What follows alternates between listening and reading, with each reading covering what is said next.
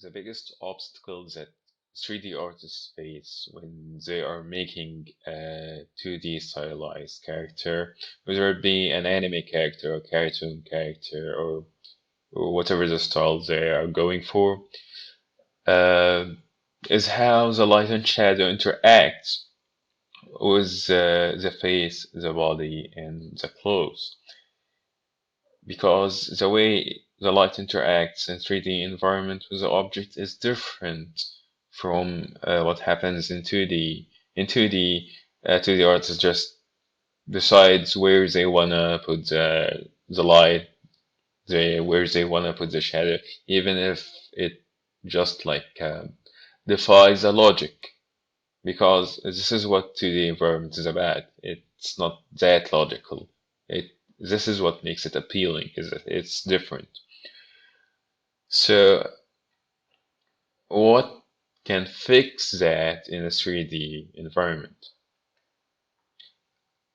It's the way you make your mesh in the first place. In other words, is what we call the topology. Topology is like the wireframe, in baby words, the wireframe that makes your object. Or that's just like a simple way to explain it for a beginner. So, how do you fix this topology issue? Well, it's not that simple, but it's doable. So, for starters, you have to build a base for the head in particular, and for that you need a reference. And by reference, I mean a picture to work on, like a drawing of your character, or, well, whatever you can use as a reference. And for the base, you can build it however you want, actually. You can do it by sculpting, you can do it by vertex manipulation, but try to keep it as smooth as possible because this helps you later in many ways. So after you are done with your base, you start analyzing and studying how you want the shadows to interact on your character or the character's face, to be specific.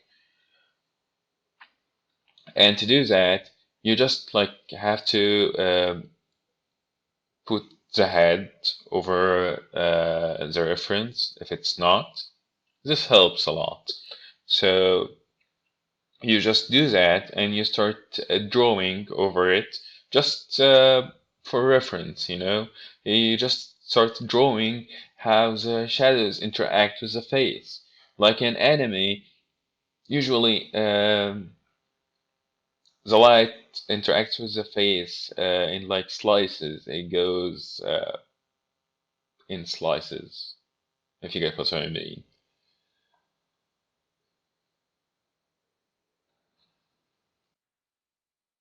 But you have to bear in mind that the nose and the mouth, in particular, has to have a certain structure.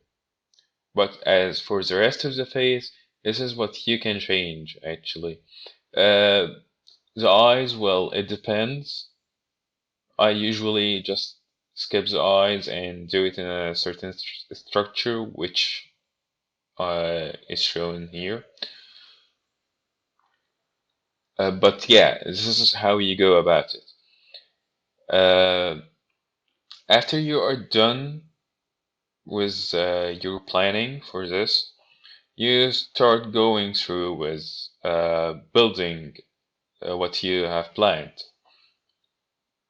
First, you have to start with the mouth and nose because those are what cannot be changed. Uh, and this is how like the nose and the mouth goes. Then you start building the rest of the face around that.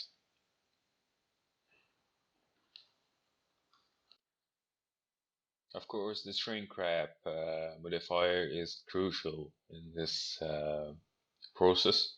You'll have to use it a lot.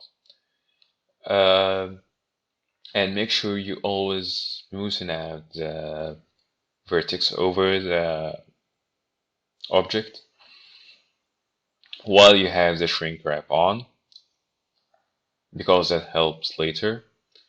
Uh, and yeah, that's just about it. You just have to go through this tedious process of building and smoothing out and building and smoothing out. Just try, if you are using a mirror modifier, to stay away from the middle line, because it can be easily messed up, and this causes a lot of hassle later.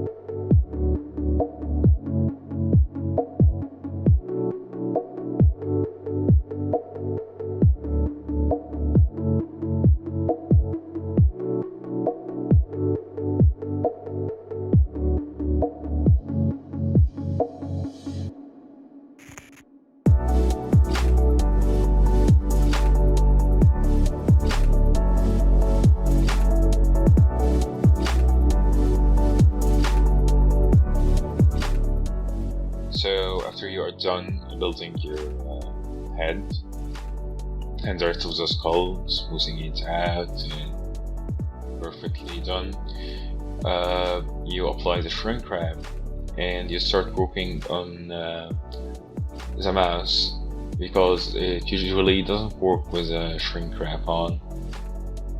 But yeah, for the parts that you couldn't work on with the shrink wrap modifier, you just start shaping them and try to keep it smooth as possible.